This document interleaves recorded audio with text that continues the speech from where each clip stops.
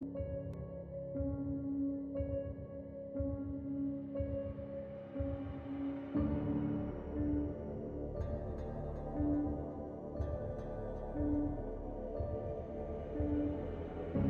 You WhatsApp guys, চলে আসলাম আমি মুগ্ধ আপনাদের কাছে নতুন ব্লগ নিয়ে।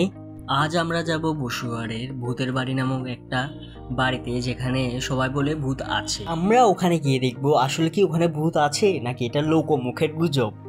এই জন্য আমরা চলে যাব ভূতের বাড়িতে ভূত খুঁজতে।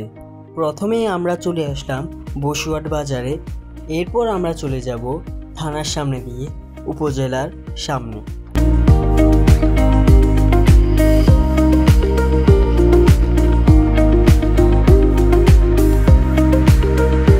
এখন আমরা চলে আসলাম উপজেলার সামনে এবং এই পথ দিয়ে চলে যাব উপজেলার একটি বড় অফিসের সামনে।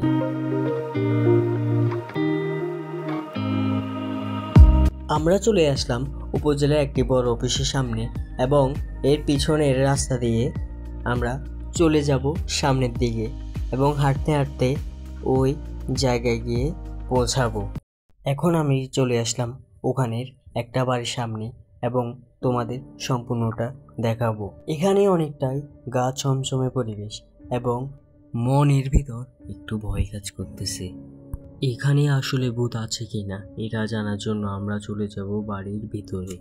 বাড়ির ভিতরে গিয়ে আমরা বুঝতে পারলাম এখানে দীর্ঘদিন ধরে কোনো মানুষের আসা যাওয়া হয় নাই এবং অন্ধকারের জন্য কিছু দেখা যাচ্ছে না, শুধু জানালা দিয়ে অল্প কিছু আলো ঢুকছে, না হয় সবই অন্ধকার।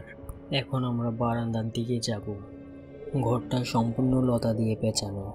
আমরা বারান্দায় গিয়ে দেখলাম যে এই ঘরটার পাশে আরও একটি পরিত্যক্ত ঘর আছে। আমরা ওই ঘরটাতে গিয়েও দেখাবো তোমাদের এই ঘরগুলোর অবস্থা কি ভয়ানক। এখন আমরা উপরের তালা থেকে নিচের তালায় চলে যাব।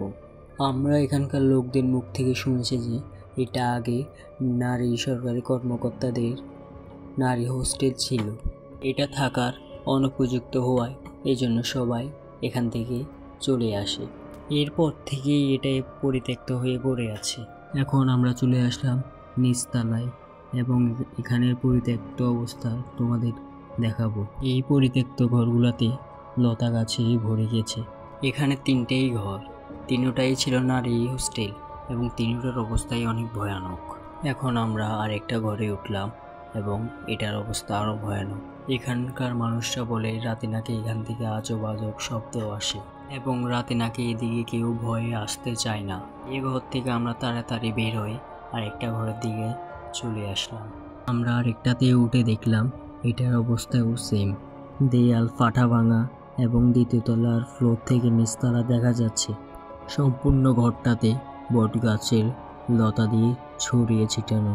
এসব বট গাছগুলো ঘরের দেয়ালে জন্ম নিয়েছে এবং তোমরা তো দেখতেই পাচ্ছ এই বট গাছটা কীভাবে দেয়ালের সাথে জন্মাইছে। এই ঘর থেকে আমরা তাড়াতাড়ি নেমে গেলাম এবং নিচতলায় চলে আসলাম। এখানেও লতা দিয়ে ছড়িয়ে ছিটানো এবং উপরের দেয়ালের অবস্থা খুব খারাপ, যে কোনো মুহূর্তে এই ঘরটা ভেঙে পড়তে পারে। তার জন্য আমরা তাড়াতাড়ি বেরিয়ে পড়লাম। এরপর আমরা তিনতলার ঘরটার দিকে চলে আসলাম। এই ঘরের অবস্থাও সেম, দেয়াল ভাঙাচুরা এবং ঘরের চারদিকে লতা দিয়ে পেঁচানো। এরপর আমরা দ্বিতীয় তলার দিকে উঠলাম এবং দ্বিতীয় তলায় ওঠার সাথে সাথে অন্ধকার যেন আরও বেড়ে গেল। আমরা দ্বিতীয় তলায় উঠে যা বুঝতে পারলাম এখানে অবস্থা আরও খারাপ। এই ঘরগুলো যে কোনো মুহূর্তেই ভেঙে পড়তে পারে। এখানেও সেম অবস্থা, জানালার পাশ দিয়ে কিছু আলো ঢুকছে, তাছাড়া এখানে আর কোনো আলোর অস্তিত্ব নেই। এরপর আমরা চারপাশটা ঘুরে দেখলাম যে লতা দিয়ে পেঁচানো আর অনেক ময়লা আবর্জনায় এই ঘরটা ভর্তি।